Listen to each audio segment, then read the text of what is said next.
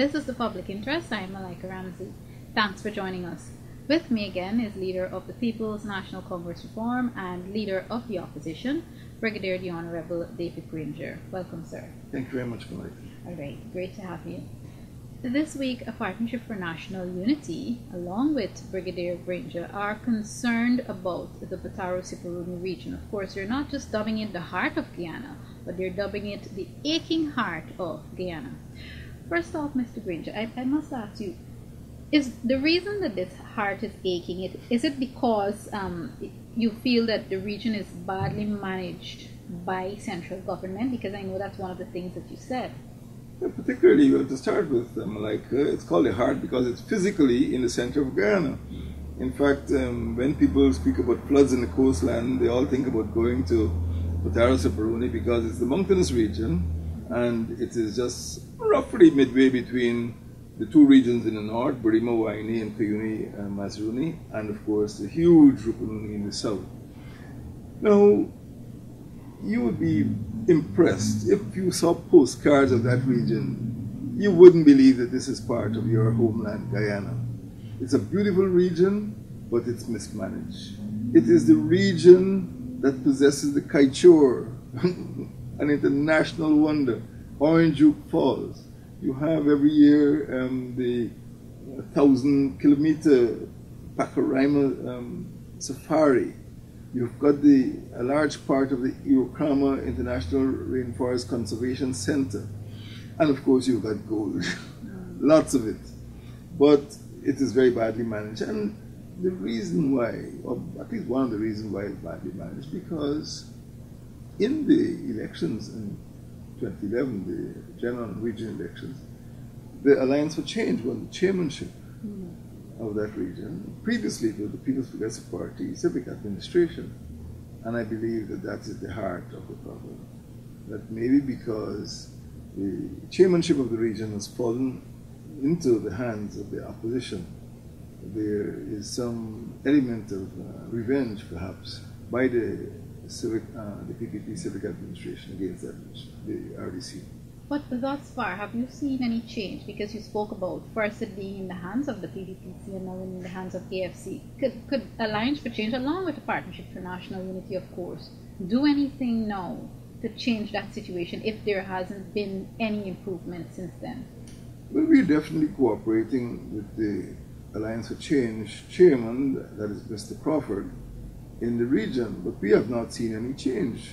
In fact, the RDC, that is the majority of the Regional Democratic Council, actually passed a vote of no confidence in the regional executive officer, who is of course a government appointee. But there has not been change.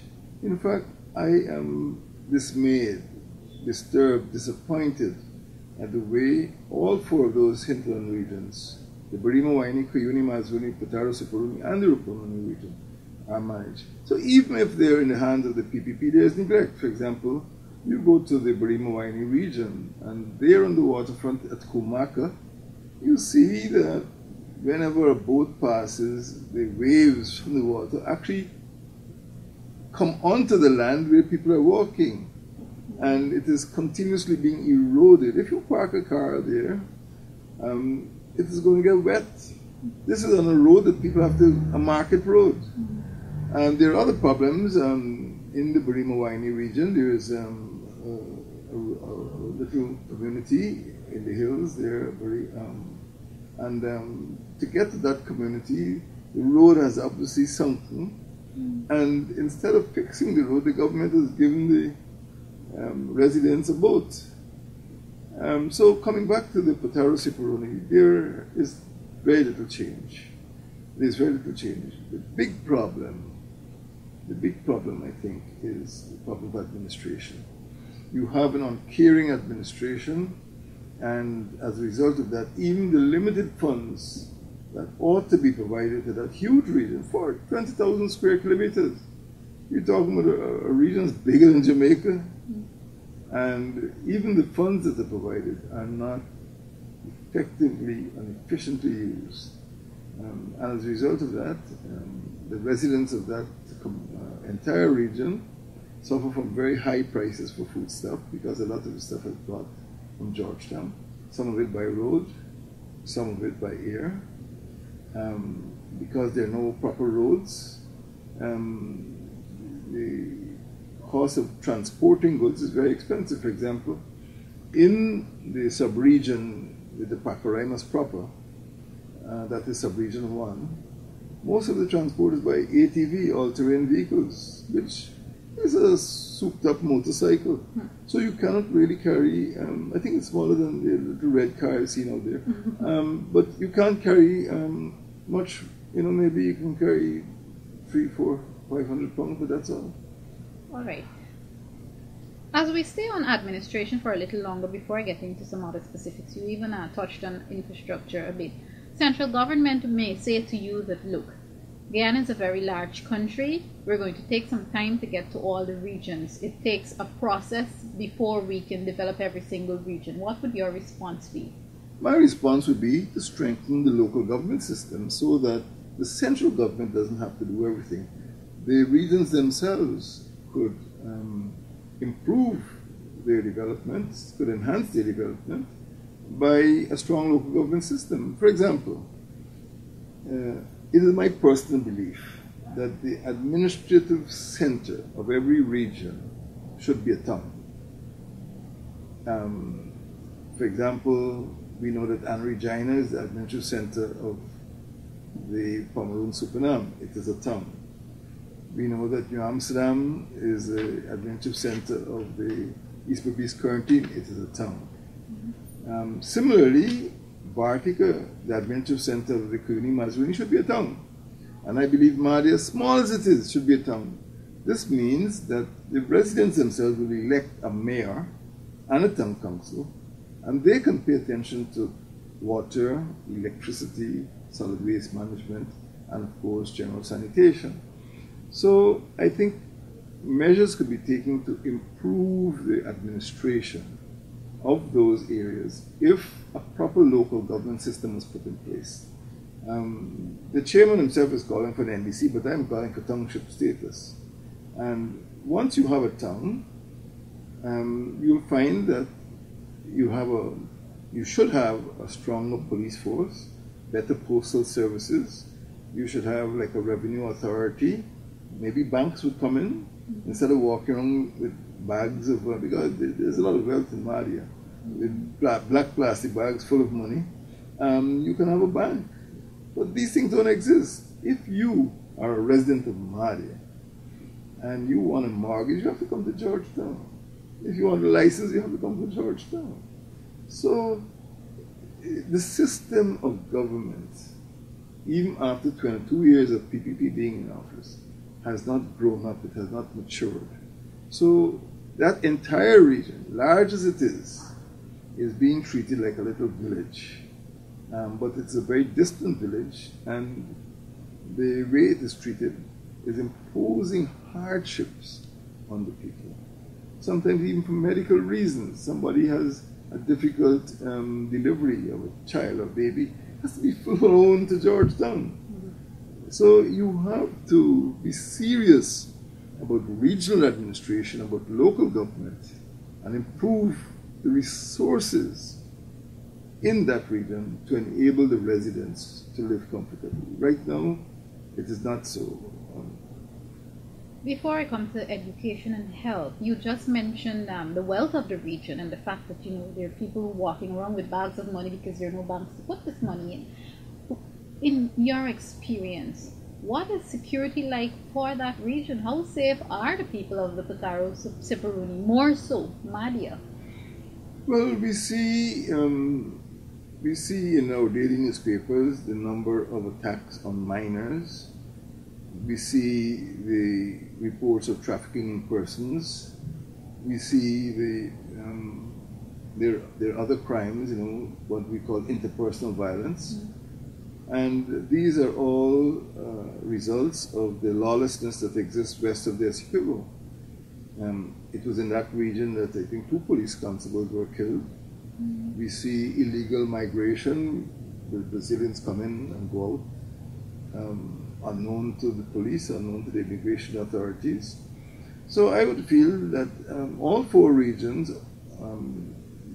are relatively insecure because they all have borders with neighboring countries, and the police force detachments in all of those hinterland regions is small, are small. All the detachments are small.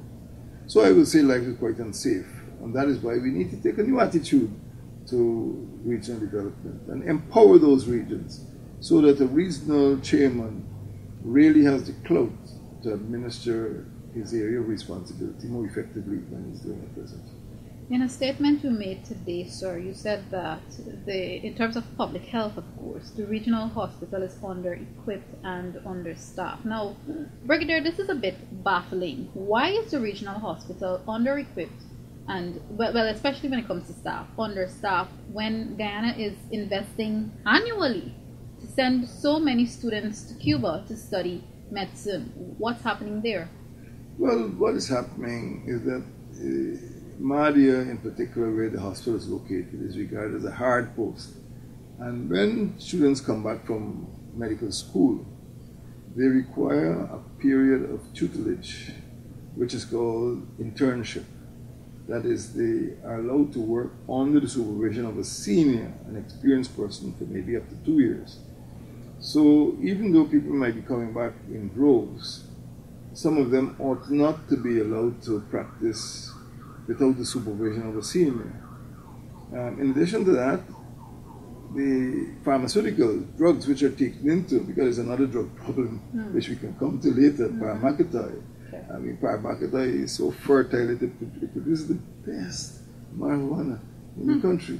But talking about pharmaceuticals, the small amounts that come in there, sometimes because of the difficult road transport system, cannot be distributed efficiently and effectively to many of the outlying villages. The population is quite small, maybe just about 10,000, but there are about 24 villages, but people can only access some of those villages by ATVs, and they can carry only a small amount of pharmaceuticals or medical equipment. So sometimes in the drugs, this sounds like a comedy.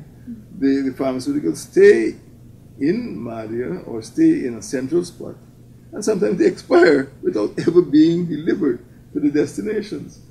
Even though people are getting sick and dying. Even people, it's a case of the grass is growing but the horse is starving. It's a case of the poor distribution of pharmaceuticals and the inability to get people the drugs that they need in time. If I could probably link malaria to this. Now, malaria is nothing new. I've been hearing about malaria. You hear your parents and your grandparents talking about so-and-so person going into the bush and dying because they contracted malaria. Why have we not yet, in 2014, learned how to deal with malaria? Well, in fact, during the late 1940s, malaria was quite, or during the 1940s, malaria was quite prevalent even on the coast. But largely through the efforts of Dr. Giglioli, an Italian-born doctor, we were able more or less to eradicate malaria on the coast. Now, in the hinterland, the story is different, particularly in mining areas. Because of the lawlessness that prevails, sometimes miners, they dig huge holes in the ground, but those holes are not filled in, the area is not replanted so that forests can grow again. The result is that you have huge pools of water looking like abscesses all over the countryside, particularly around Mahdia. That must be the worst, but it exists in other regions too. And those areas are breeding grounds for mosquitoes. So rather than getting rid of malaria, we find that the 4 hinterland regions, in all of which there is some amount of gold mining, that is really from the north, Burima Waini, right down to the Rupununi, we have had a resurgence of malaria. So the first thing is that the actual poor public health standards contribute to that. That is, people don't go into the mining areas and insist that the miners refill the holes that they've dug. Secondly, solid waste management. I've been in some areas and people now, places used to be clean. People are throwing styrofoam bottles by the roadside. They're huge piles of garbage. And these as well create pools of water. They allow the water to be stagnant because the canals can't, the trenches and the gutters can't flow. And mosquitoes breed there. The other thing, of course, too, is you need a good public education system. But it is based in part on poor mining practices and also the household, sanitary practices, personal hygiene, that type of thing. So malaria is coming back. It is true that the government delivers some nets, but the whole idea is to stop the mosquitoes breeding in the first place, rather than to allow the mosquitoes to breed and provide people with nets. Prevention. Yeah, so prevention. You're quite right. So that is part of the cause, and we know that the Potaro Siparuni region alone is responsible for about 30% of malaria cases in the country. Brigadier, you did say earlier that not necessarily in so many words, but that you do not believe that central government is willing to look after the region immediately. But do you believe, and I'm staying on health here for a bit, do you believe that this broadcast would somehow encourage the Minister Ramsar, and if not him himself, his other administrators, to reach out to the region? Because health, it's a very serious matter. This can wipe out an entire community, these health issues. I wish he would.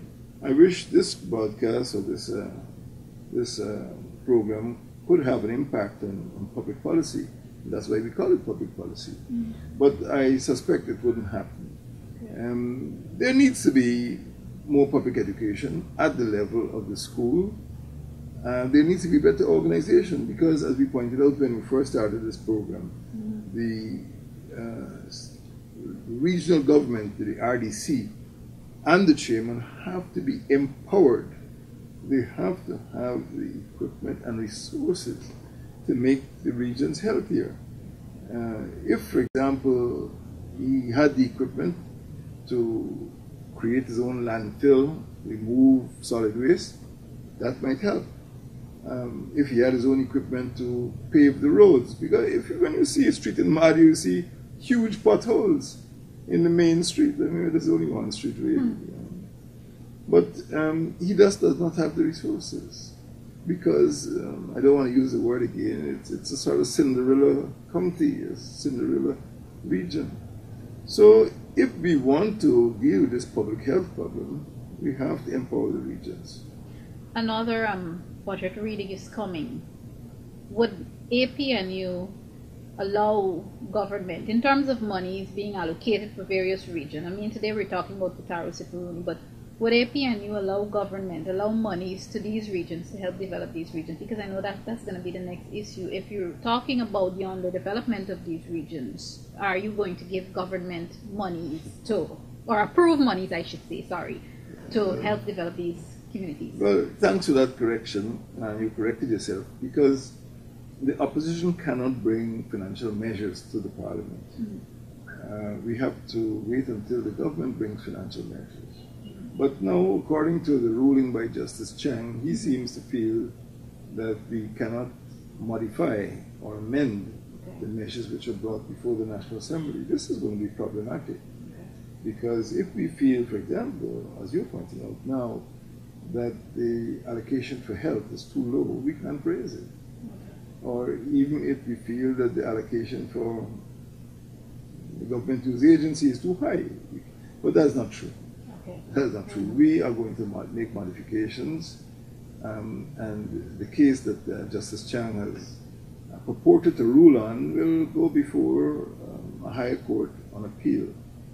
But I'm afraid that to an extent you are correct, we would not be able to modify the budget to ensure that more funds are directed to Potaro Siparuni or to public health. Let's talk a bit about infrastructure, physical infrastructure in Potaro Siparuni. Now, electricity supply has been curtailed from 24 to 12 hours by the Madia Power and Light Company. Water supply is also insufficient owing to the malfunctioning of the Salbora water project. Of course, those are words from a statement again you made today. Is this situation providing, or I should say, causing hardships for the people of the region? Yes, and there is a wide variety of problems affecting the people of the region. Water, electricity, solid waste management, the whole environment, I would say, is oppressive.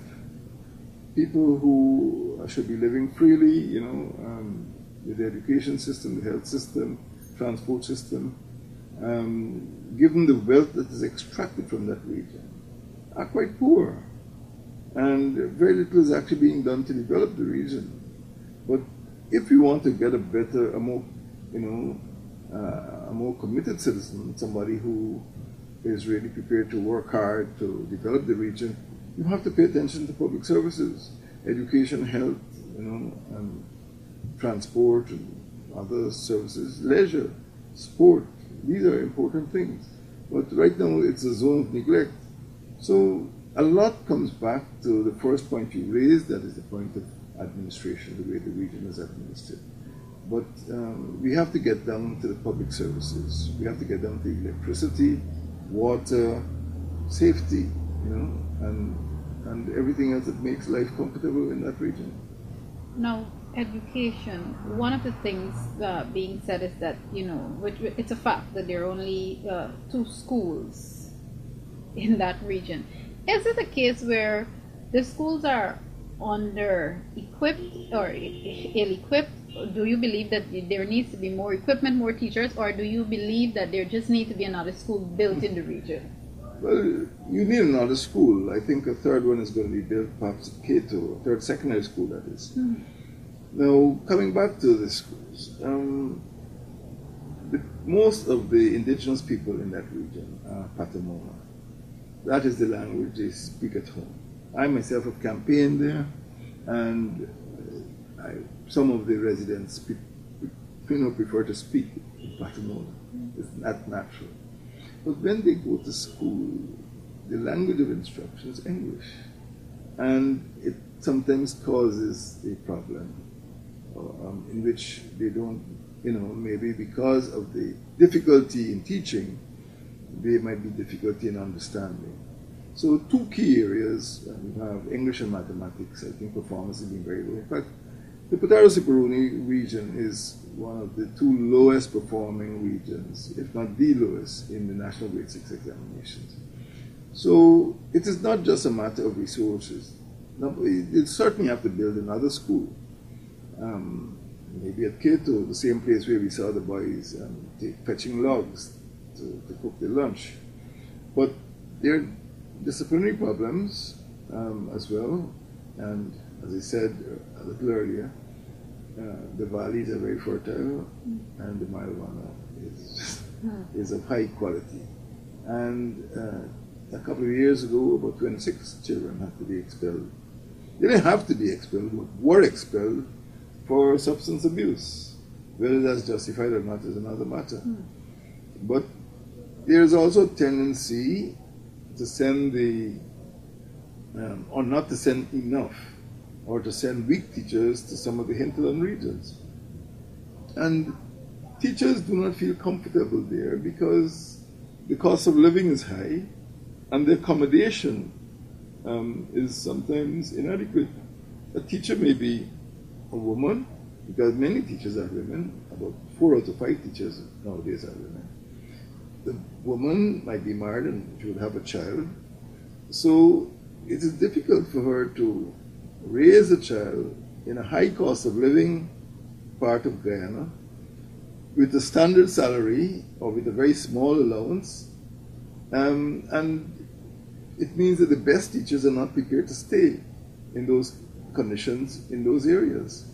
So there are staff shortages, and there's a high level of delinquency, and for the same reasons I mentioned, the difficulty in distributing pharmaceutical, there seems to be difficulty in distributing books. So when things coming from Georgetown to a center, you can't get the the materials out to the satellite or the peripheral areas. This sounds like a fairy tale, but it is really an extremely difficult region. It's beautiful, but this government has never created the infrastructure, the roads and bridges that you need.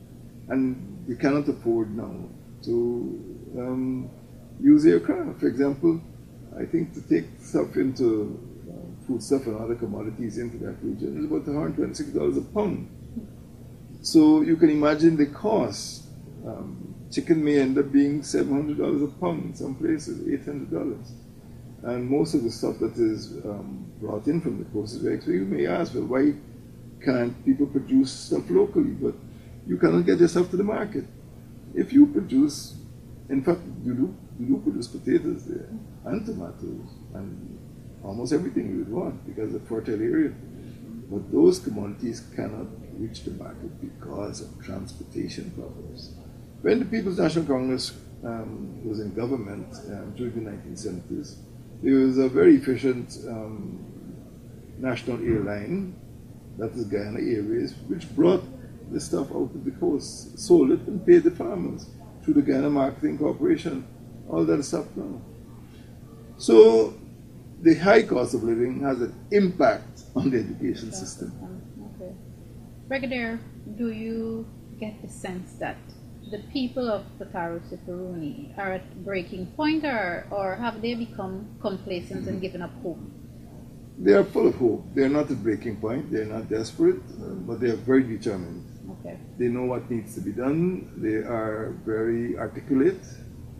They know about their rights, and they know that they have been neglected, and they want to see a better quality of administration. I've spoken with them myself. I've been to Paramakata, I've been to Campbelltown, I've been to Kopinang, Itabak, and people look forward to a good life. But those settlements are really isolated, and by the People's Progressive Party Civic Administration weakening the regional administration, is actually lowering the quality of life in that entire region. But the people are unfazed. I think the Patamona people have a big community spirit, and as I said, they're very articulate. They're not afraid to speak their mind. Finally, sir, in the final minute or so of this broadcast, how close is a partnership for national unity with the Alliance for Change when it comes to looking after the people or bringing relief to the people of that region? Well, we cross party lines in APNU. In December, I visited that region along with Mr. Ronald Buchan, Shadow Minister for Local Government in the APNU. And we had a meeting, and that meeting was attended by Ms. Eula Marcello, who is the AFC Member of Parliament for that region, and Mr. Mark Crawford, who is the AFC Chairman of the region. And we were all on the platform together, but we were dealing with issues affecting the entire region. Okay. So it was not a battle between the APNU and AFC. We were working for the people. And I would say we are very close, and we are aware of the problems, and we will continue in APNU to do everything that is legally possible to improve the quality of life of the people of the Potaro Siparuni. They deserve it. Yes, they do. Thank you very much, sir. Leader of the People's National Congress Reform and Leader of the Opposition, Brigadier the Honorable David Granger. This has been another edition of The Public Interest. We were discussing the plight of the residents of the Potaro Siparuni region. Join us again next time. I'm Malika Ramsey. Thanks for watching.